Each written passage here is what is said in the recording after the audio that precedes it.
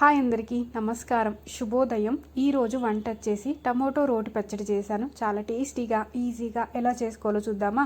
ఒంట్లో బాగాలేనప్పుడు, నోరు టేస్టీగా లేనప్పుడు, పుల్లగా తినాలనిపించినప్పుడు ఈ పచ్చడి చేసుకొని తినండి. చాలా ఈజీగా సింపుల్గా చేసుకోవచ్చు. జలుబైనప్పుడు మాత్రం పచ్చిమిర్చి బదులు ఎండుమిర్చి వేసుకొని చేసుకోండి. చాలా టేస్టీగా రుచికరంగా ఉంటుంది. మిక్సీ జార్లో కంటే రోట్లో వేసి నూరుకుంటే ఇంకా టేస్టీగా ఉంటుందన్నమాట. కాకపోతే మార్నింగ్ పిల్లలకి బాక్సులు కాబట్టి నేనైతే మిక్సీలోనే వేశాను. ఇక టమోటో రోటి పచ్చడి ఎలా చేసుకోవాలో చూద్దామా. కడాయిలో ఆయిల్ వేసి పచ్చిమిర్చి వేసి వేగనివ్వాలి. ఇక టమోటో ముక్కల్ని చిన్నగా కట్ చేసుకొని మెత్తగా అయ్యేంత వరకు సిమ్లో మాత్రమే మధ్యలో ఇలా కలుపుతూ వేయించుకోవాలి.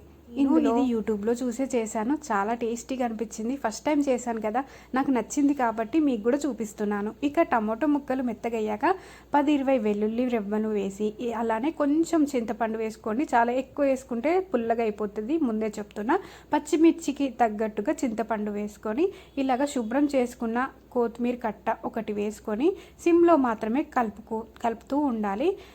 కొత్తిమీర వేయడం వల్ల ఫ్లేవర్ బాగా తెలుసుద్ది టమోటో పచ్చళ్ళలో.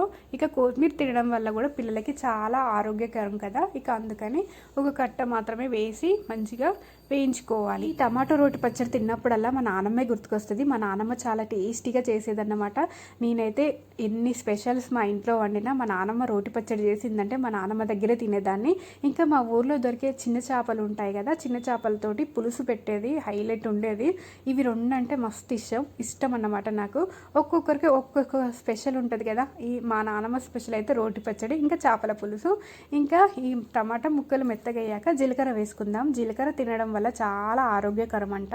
మన కడుపు నొప్పి సమస్యలు, జీర్ణకోశ సమస్యలు ఏదన్నా ఉంటే జీలకర్ర ఇంకా ధనియాలు వేసి హీట్ వాటర్లో చాలాసేపు మసిలించాక వడగట్టుకొని తాగితే చాలా ఆరోగ్యకరం, జీర్ణశక్తి పెరుగుద్దన్నమాట.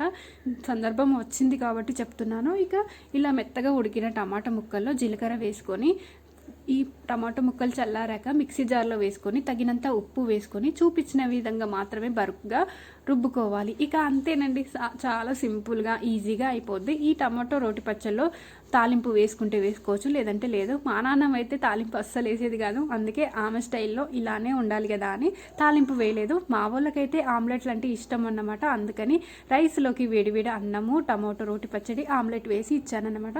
ఇక మీకు వీడియో నచ్చితే లైక్ చేయండి, సబ్స్క్రైబ్ చేసుకోండి. వీడియో మొత్తం చూసినందుకు చాలా ధన్యవాదములు. Thank you so much.